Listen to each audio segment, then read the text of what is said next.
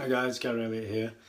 Just thought I'd make this quick video update about my Aru type pairing. This is a repeat pairing. A few people have asked me lately, what's going on with that. So I thought I'd just quickly update you.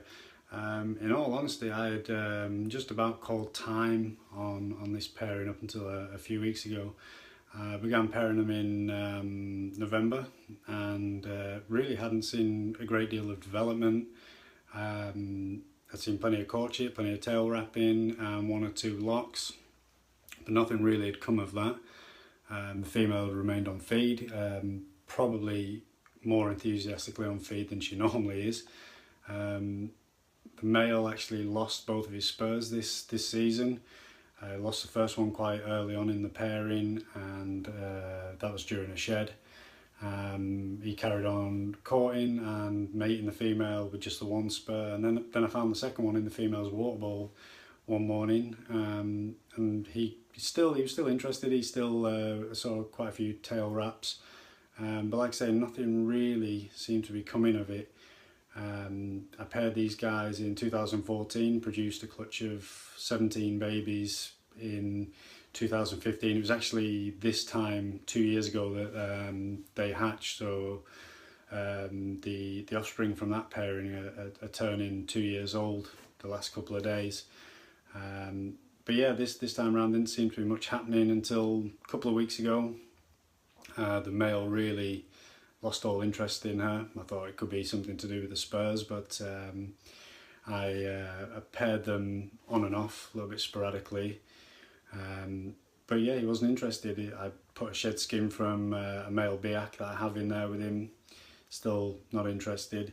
And then I noticed that the female looked like she was starting to swell a little bit, and that her colour was definitely starting to fade, and it didn't really look like a shed cycle coming, and it isn't a shed cycle. She's continued to get much paler, and she's swollen up pretty good. So at the minute we're seeing some really good follicle development. So I thought I'd update you as to that. And we can have a quick look at her now. Just flip this camera around. Here she is. She's sat up here on a perch.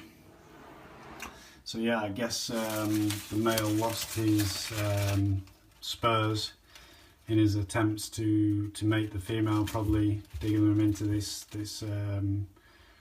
bark on these perches, perhaps. Don't know. It's quite unusual, but I don't think it's made much difference to him. Looking at this this image of the female here, it's actually making her look a lot more green than she does to the eye. She's actually very, very pale. I've read and heard recently people's theories on colour changing green tree pythons, particularly with turning blue. Do they actually turn blue, or do they lose the yellow undertones in the skin that make them look green? One thing I would say, I have no views on it, to be honest. I haven't really thought much about it, but one thing I would definitely say is this Aru type female has held a lot of yellow into adulthood, and looking at the yellow that she's retained here, it's very, very pale, far more pale than it usually is. It's almost cream in colour, so that could possibly add credence to that theory. But yeah, she's looking pretty good. She's well swollen, but as you can see, she's perched pretty comfortably, and these swollen areas are quite well moulded to the shape of the branch. So it's very different to an ovulation event. And there's more than a couple of people recently who have shown perhaps a little bit of a lack of understanding, or a little bit of confusion as to the timing of the events and what the events actually look like themselves. If this was ovulation, she wouldn't be resting this comfortably. She would actually be moving around quite a lot, trying to get comfortable, and the mid-body swelling would be much more apparent. Follicle development shows is a general sort of puffy, swollen appearance. They can get very, very large when they're developing follicles. In fact, this girl did last time. She looked ready to burst, but it was just follicle development, even though a few people had mistaken it for ovulation. The other thing with ovulation is it's much more turgid. The swelling's much more turgid, and it won't mould to the shape of the branch like that. It won't be flat or hollow underneath. It'll be thick and rounded all the way around. But yeah, she's looking pretty well. Like I say, she's been sat quietly for a few days, so I've actually just given her some water from a small dish. She drank from that quite enthusiastically.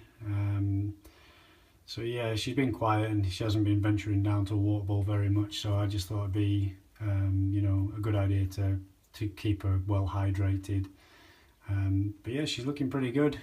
This is her male. This is her partner down here. As you can see, he's looking far more green than her, and she's normally not far off as vivid green as he is, so you can definitely see that she's paled out quite a lot. Actually, the camera's just refocusing now, making it look more green. Just as I brought the camera in then, before it settled on this colour, the colour that it was showing as the camera came in was actually quite an accurate representation of how she looks to the eye. So like I say, yeah, the offspring from the first pairing have been turning 2 years old over the last couple of days. Here's a couple of those in here. This is number 1, G1501. He was the first to pip the egg and leave, almost 2 years to the day. Number 8, who's seen me moving and decided that he would beg for some food. Very greedy little snakes. And number 13, just that he's doing the same thing. Seen a little bit of movement and decided to try and entice me in, but unfortunately I've got no food for them. They only ate about 4 or 5 days ago. So yeah, these guys are doing pretty good, and who knows, we could have some more siblings in the near future. So if everyone can cross their fingers for me, that'd be really good.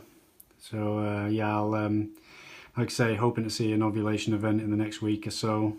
I'll keep you updated as and when anything develops. Alright guys, thanks a lot.